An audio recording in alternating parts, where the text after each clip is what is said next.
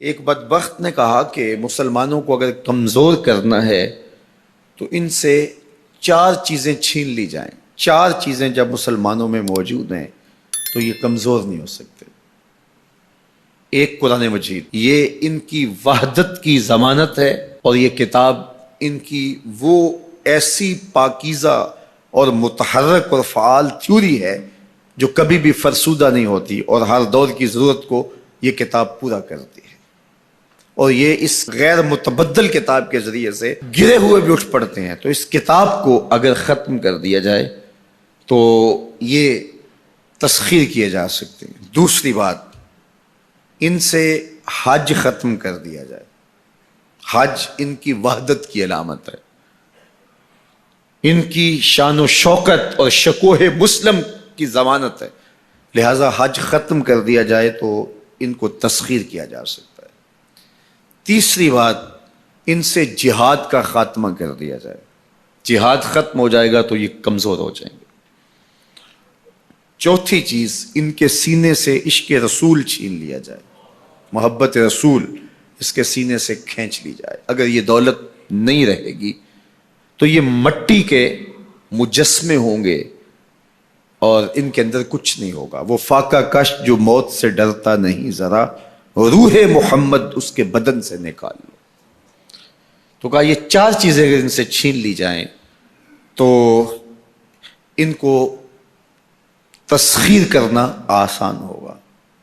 اب ان میں سے 2 چیزوں پر جب محنت کی گئی تو جہاد کے خاتمے کے لیے مسلمہ پنجاب مرزا قادیانی کو کھڑا کیا گیا، اور اس کا کام یہ تھا کہ مسلمانوں کی ذہن سازی کرے کہ جہاد ختم ہو گیا ہے. اور وہ خود لکھتا ہے کہ میں نے جہاد کی ممانعت پر اتنا کچھ لکھا ہے اور اطراف و اکناف میں بھیجا ہے، اگر وہ جمع کرنا ممکن ہو تو 300 الماریاں بھر جائیں.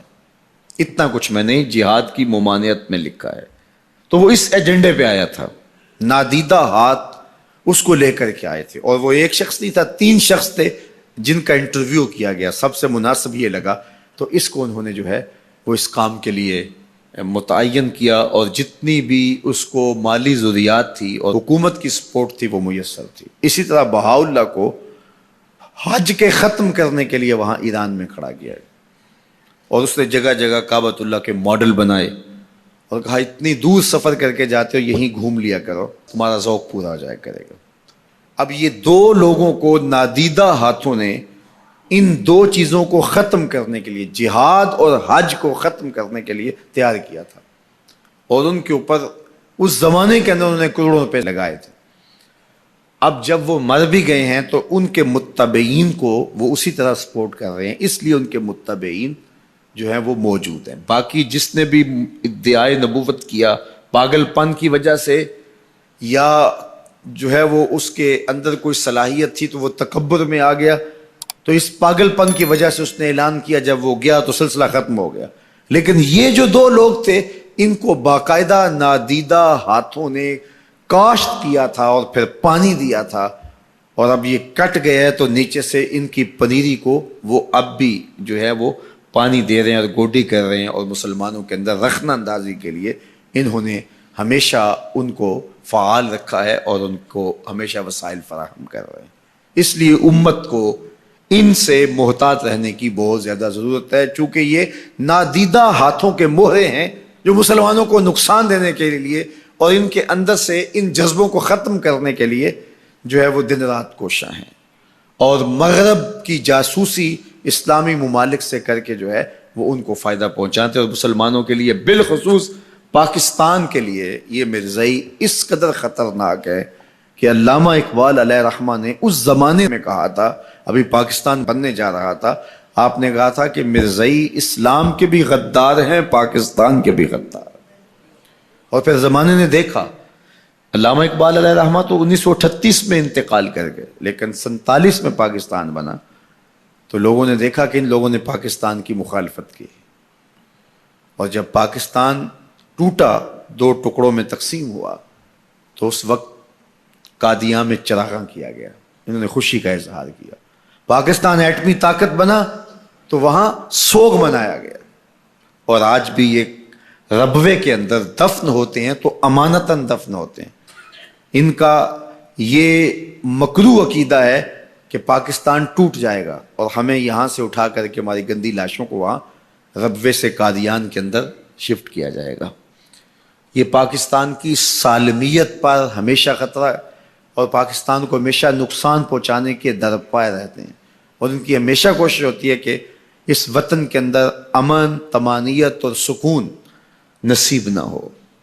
مسٹر بھٹو نے کہا تھا کہ جو حیثیت امریکہ کے اندر یہودیوں کی ہے وہی حیثیت پاکستان کے اندر مرزائی حاصل کرنا چاہتے ہیں.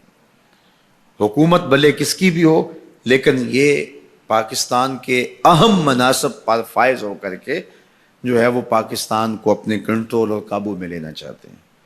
لیکن اللہ بھلا کرے ان لوگوں کا جنہوں نے دن رات کی کاوشوں سے، محنتوں سے آئین کے اندر ان کو غیر مسلم قرار دلوایا. علماء نے، مشائخ نے، سب لوگوں نے، تمام مسالک کے لوگوں نے مل کے اس میں کاوش کی، محنت کی کہ یہ 7 ستمبر کا دن تھا، 1974 کی شام تھی، 4:35 ہو رہے تھے کہ جب دستخط ہوئے کہ مرزائی چاہے ربوی ہوں چاہے لاہوری ہوں کافر ہیں، اور پھر ہر سمت سے نعرہ تکبیر اور نعرہ رسالت کی آوازیں آنے لگی اور تاجدار ختم نبوت زندہ باد کی صدائے دل نواز گونجنے لگی. پھر اس وقت سے لے کر یہ پاکستان کے خلاف سازشوں میں اور زیادہ مصروف ہو گئے. پوری دنیا کے اوپر پھیلے ہوئے مرزائی پاکستان کو رسوا اور بدنام کرنا چاہتے ہیں مختلف ممالک کے اندر، اور ان کے مختلف ممالک کے ساتھ تعلقات ہیں مختلف بنیادوں پر، چونکہ یہ تھے ان کے، اور ان کے خود کاشتہ پودا تھا مرزائیت جو یہاں لگایا گیا، یہودیت کا خود کاشتہ پودا ہے. لیکن مرزائی یہ نہیں سمجھتے کہ پاکستان یوں ہی نہیں بنا، یہ کسی حادثے کا نتیجہ نہیں تھا، پاکستان محبوب کی نگاہوں کا نتیجہ تھا. اللہ کے خاص فضل سے یہ پاکستان مارز وجود میں آیا، اس لیے یہ مٹنے کے لیے بنا ہی نہیں تھا، قیامت تک قائم رہنے کے لیے بنا.